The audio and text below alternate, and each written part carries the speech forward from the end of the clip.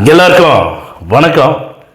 இந்த பதிவில் எதை பற்றி பார்க்க போகிறோம் அப்படின்னா, அதாவது மக்களே, தமிழக அரசியல் களத்தில் எந்த ஒரு அரசியல் கட்சி தலைவர்களுக்கும் இல்லாத எதிர்ப்புகளாக இருக்கட்டும், கடுமையான விமர்சனங்களாக இருக்கட்டும், நிறைய முட்டுக்கட்டைகளாக இருக்கட்டும், இடைஞ்சல்களாக இருக்கட்டும், யாருக்கும் பண்ணாத ஒரு விஷயத்த விஜய் அவர்களுக்கு ஏன் இந்த திமுக அரசு பண்ணுது அப்படின்னா, திமுக ஆளுங்கட்சி திமுக அரசு திரு ஸ்டாலின் ஐயா அவங்க கலைஞர் ஐயா காலத்திலிருந்து யார் எல்லாமே அரசியல் கட்சி ஆரம்பித்து மக்களுக்கு நல்லது பண்ணணும்னு நினச்சி வந்தவங்க எல்லாத்தையும் விலை கொடுத்து வாங்கிட்டாங்க.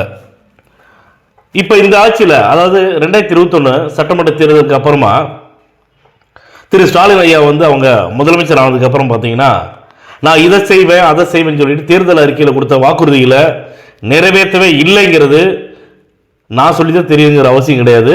பொதுமக்களே எல்லாமே சொல்கிறாங்க இல்லைங்களா. 4.5 வருஷமா 4.25 வருஷமா அந்தந்த தொகுதி மக்களை போய் பாதிக்கப்பட்ட மக்களை, அப்பாவி மக்களை தன்னை நம்பி ஓட்டு போட்டு ஜெயிக்க வச்சாங்களே, நம்ம பெட்டி பெட்டியாக தூக்கிட்டு எல்லா ஊர் கிராமங்களாக போய் உட்காந்து 100 நாளில் உங்களுடைய கோரிக்கை நான் நிறைவேற்றுவேன் அப்படின்னு சொல்லிட்டு ஒரு புகார் பெட்டி ஒன்று வாங்கி வச்சுக்கிட்டு அதில் புகார் போட சொல்லி, அந்த புகார் பெட்டி என்னாச்சுன்னு தெரியல, அந்த புகார்கள் கொடுத்த புகார்கள் எங்கே போச்சுன்னு தெரியல.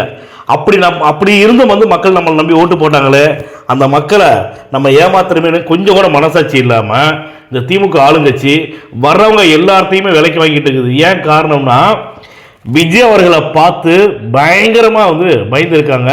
இதில் எந்த ஒரு பொய்யான தகவல் கிடையாதுங்க.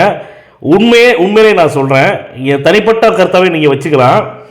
விஜய் அவர்களை பார்த்து நீ பயப்படல, நாங்கள் 75 வருட கட்சின்னு சொல்லக்கூடிய திமுக ஆளுங்கட்சி எதுக்காக இத்தனை கூட்டணிகளை கூட்டணிகளோட நீ தேர்தலில் சந்திக்கிறீங்க? ஏன் விஜய் அவர்கள் தனியாக நிற்கிறாங்களா? நீங்கள் உண்மையிலே தனியாக நில்லுங்க. ஏன் தனியாக நிற்க மாட்டேங்கிறீங்க சொல்லுங்கள். யாராலுமே எதிர்த்து வந்தவங்க எல்லாத்தையும் விலை கொடுத்து வாங்கிட்டீங்க.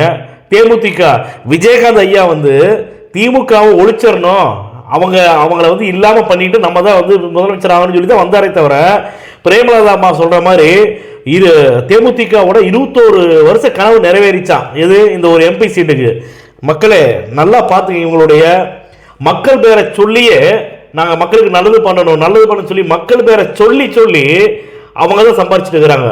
ஒவ்வொரு அரசியல் கட்சி சம்பாரிச்சுட்டு இருக்குது. ஆனால் இதையெல்லாம் தவிர்த்து விஜய் அவர்கள் என்ன எதிர்ப்பு வந்தாலும் சரி, மத்தியிலே சரி மாநிலத்திலே சரி, எவ்வளவு எதிர்ப்பு வந்தாலும் சரி, எவ்வளவு கடுமையான விமர்சனம் வந்தாலும் சரி, தன்னுடைய குடும்பத்தில் எந்த பாதிப்பு வந்தாலும் சரி, நான் தமிழக மக்களுக்காக தனியாக நிற்பேன்னு சொல்லி நிற்கிறார்ல, விஜய் அவர்களை நீங்க ஓட்டு போட்டு ஜெயிக்க வைக்கணுமா?